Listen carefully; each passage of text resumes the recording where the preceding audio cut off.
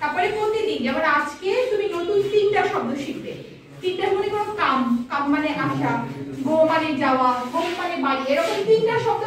আবার কালকে 3টা শব্দ, পরশু 3টা শব্দ, এরকম রেগুলার ইংরেজি 3টা করে শব্দ শিখবে। তাহলে 1 বছরে কতগুলো শব্দ শেখা হবে? 1 বছরে কতদিন?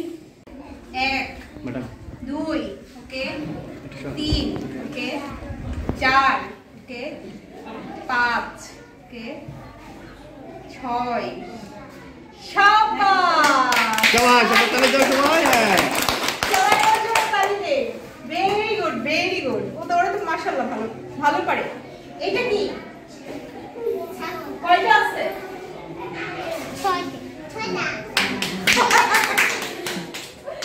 6টা আছে। 6টা আছে না? 1টা 2টা 3টা 4টা 5টা 6টা। বাসায় ছাগল আছে? সবার বাসায় কি ছাগল আছে? আমরা ছাগলের দুধ খাই। ছাগলের দুধ কিন্তু অনেক পুষ্টি। ছাগলের দুধ খেতে হবে আর গরুর দুধ খেতে হবে। প্রতিদিন কিন্তু দুধ খাইতে হবে। দুধ খাইলে কি হয়? পুষ্টি হয়। এক্স্যাক্টলি, শক্তি হয়। দুধ খাইলে শক্তি হয়। ঠিক আছে? এটা কিসের ছবি? পেন্সিলের ছবি। বলো পেন্সিল। পেন্সিল। বাচ্চারা, কিছু বাচ্চা আছে দেখবেন একটু প্রম্পট রেসপন্স করে, আর কিছু বাচ্চা আছে যারা একটু লজ্জাবোধ করে, একটু প্রশ্ন করতে হেজিটেট করবে বা কথা বলে না। ওদেরকে একটু আলাদা সময় দেবেন। প্রতিদিন 10টা মিনিট আলাদা সময় দিলে দেখবেন যে ওরাও ইয়ে করবে। ঠিক আছে, তোমরা পড়ো। ওকে, তাহলে আপনারা পরীক্ষায় ভালো করবেন।